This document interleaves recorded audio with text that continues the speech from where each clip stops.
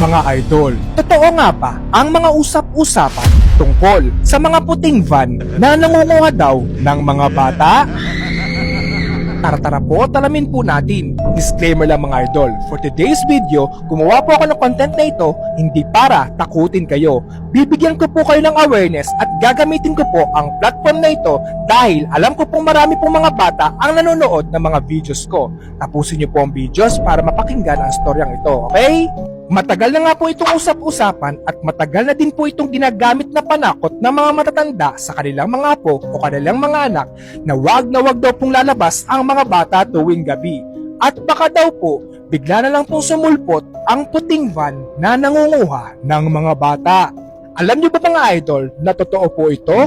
Tama po, totoo po ito at posible nga po ito mangyari sa atin o sa kakilala natin kaya wag po natin baliwalain, okay?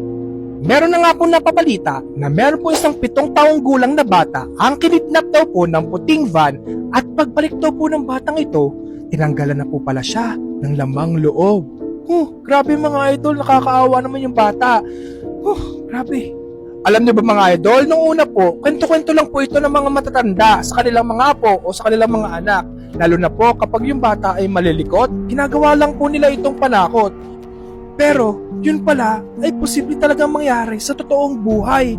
Grabe mga idol, at nangyayari na nga po ito ngayon.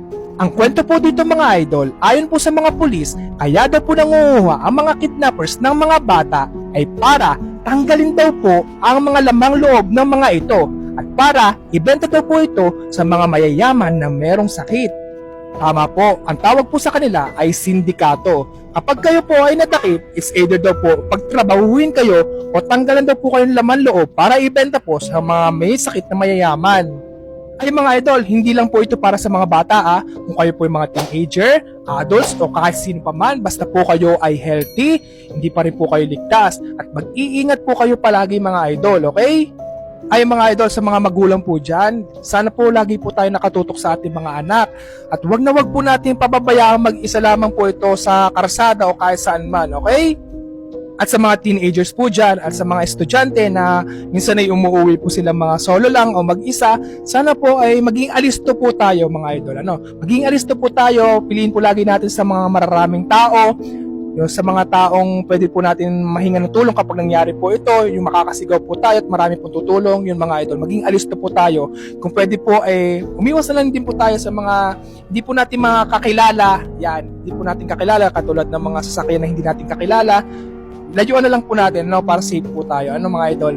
At sa mga bata pong nanonood po ng video ngayon, okay? Sasabihin po ni Kuya Jibe, wag na wag po kayo basta-basta tatanggap ng kung ano man sa mga hindi nyo po kakilala. Okay? Inuulit ko po mga idol, wag na wag po kayong tatanggap na kahit anong pagkain o kahit ano pong ibigay nila sa mga hindi nyo pa po kakilala. Okay? In case na mangyayari po sa inyo ito, pumunta po agad kayo at magsumbong sa inyong mga magulang at lumayo agad kayo sa taong yon. Okay, mga idol? Malinaw? Sana po mga idol, lahat po tayo maging aware sa mga nangyayari sa ating palipaligid. Magdoble ingat po tayo at maging alisto palagi. Okay, mga idol? So, yun mga idol. Sana po ma-share nyo po ito sa inyong mga friends o sa mga kakilala nyo, sa mga pamilya nyo. At sana mabigyan din po sila ng mga awareness about sa mga pangyayaring ganito para makaiwas din po sila sa mga ganitong senaryo. Okay? Ingat po tayo palagi mga idol. Lagi po tayong maging alisto at magdasal. Okay? God bless po mga idol. Ingat po.